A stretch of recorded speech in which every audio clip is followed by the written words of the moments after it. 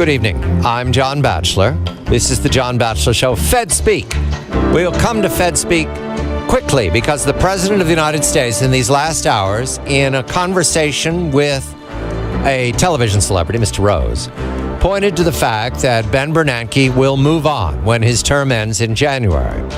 Mr. Bernanke is apparently ready to move on, but that means we need a new Fed chairman, and there's plenty of speculation, and I welcome Larry Kudlow of CNBC's Kudlow Report, the host, because Larry was enjoying speculating tonight. Good evening, Larry.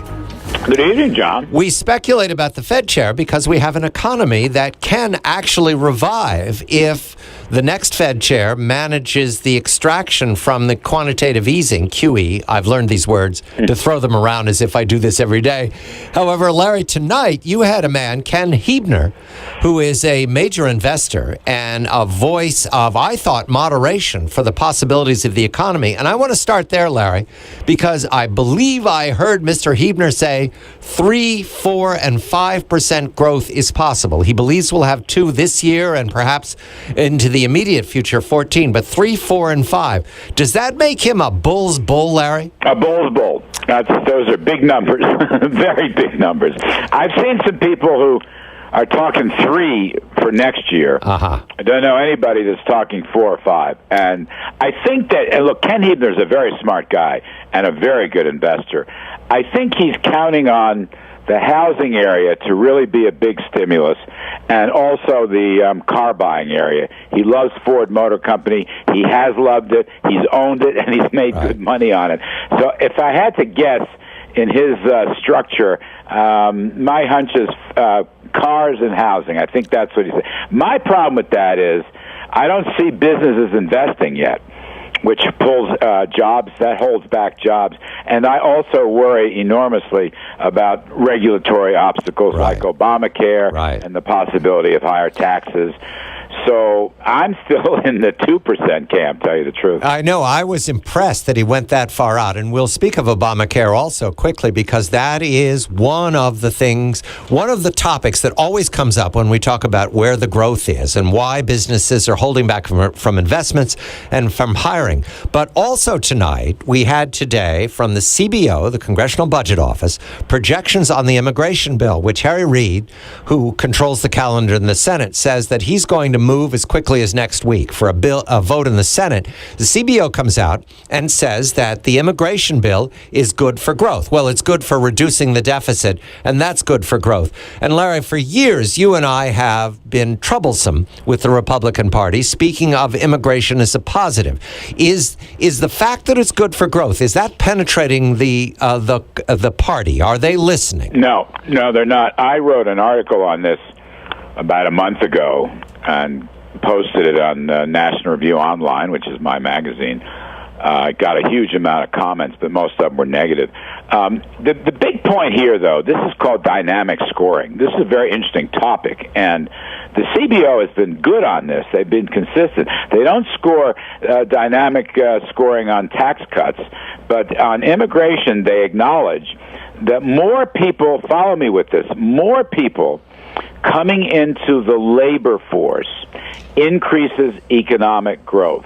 In other words, one way to look at growth is productivity times the rate of change of labor force. So we've had a flat labor force. You know, the participation rate has been falling. 58% for months, years and years, 58.6. Employment population ratio, same difference. Okay, it's very similar. And, you know, people are either going on government benefits or they've dropped out entirely or they're in the underground. So we have a problem in the USA. We have zero growth in the labor force. And the argument is if you have a certain volume of new immigrants each year, let's say, for example, 500,000 each year, those people will come in, they will work, and they will also pay taxes, and both of those things are good for the economy.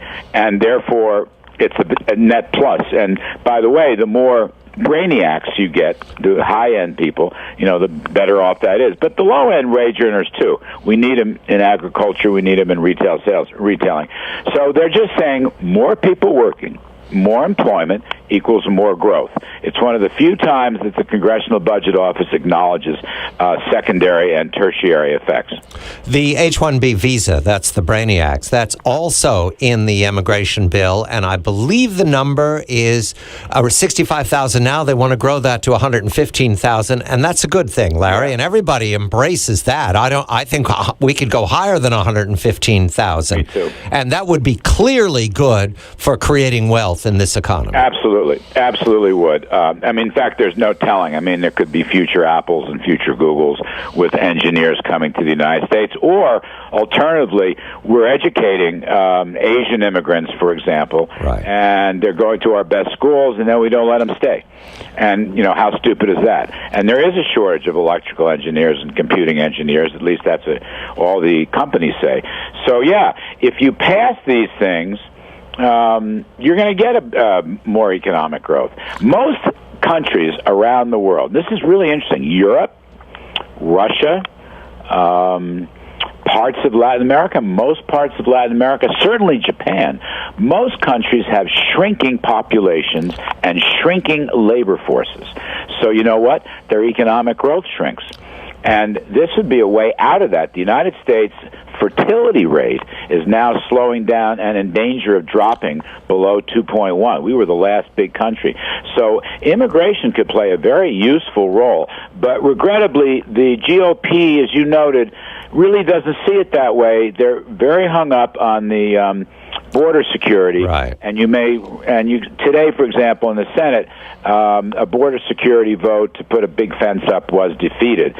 The Democrats will carry immigration through the Senate, but it will die in the House because the border security will not be as strong as Republicans want it to be. And I think that's too bad, but I think that's the political reality. My measure of the immigration bill, if it were to be successful, is that it would be a positive not only for the country, but for the Republican Party, Larry, because it would erase this sharp line that the Democrats have drawn these last years. Republicans are anti-immigration, and that turns into poor turnout in especially the states where the immigrant population is growing, which is the Southwest and California and Florida.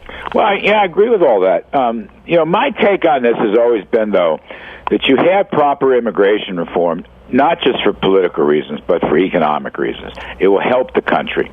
That the USA is still a city on a hill. People come here for opportunity, and they come here for jobs, and they come here for wealth creation and a better life. And I've always believed those were the key reasons for immigration. I've never bought into the argument that the immigrants were a drag on either the economy or the country. In fact, I just saw a piece in one of the newspapers that even the assimilation rates, maybe it was the Wall Street Journal editorial, assimilation rates for second and third generation Hispanics are just as good as they were for other ethnic groups who have come over in the last 150 years. So I unfortunately, and I guess you too, depart from the Republican orthodoxy. But my information, Larry, is that it's not dead. It's not dead, and the House is not yet ready to kill it because Mr. Boehner knows that it's a win for the Republican Party. Well, and it will change in the House, but that doesn't mean it will be defeated if it changes in a way that makes the voting positive for the story for 14, immediately 14. Well, the big issue in the House is going to be border security. Right. And John Boehner has said yesterday or the day before that he's not going to bring that to a vote unless his caucus really wants to. The Hastert rule. He wants Republicans to carry the Senate, the House immigration bill. And politically, he's right on that. I think he's right. Unfortunately, in policy terms, they're going to miss a great opportunity. I'm in favor of border security. Don't get me wrong. I'm in favor of border security. But there are many different ways to do that without necessarily building walls, which are very expensive, incidentally, and you can build ladders that can climb over walls. There are ways to have people on the ground. It's funny, I heard Governor Rick Perry of Texas at lunch today, and he gave a great talk, and I had a chance to visit with him. And he sat down in Texas, which has the biggest border with Mexico. They have, they have airplanes, and they have police, and they have people on the ground, and they have some barbed wire. There's a lot of different ways to do this. to enforce decent border security. And by the way, you need better visa. To me, part of this is too many immigrants chasing too few visas, and you should have a larger visa policy, not just for the brainiacs, but for the lower end too. They come here to work.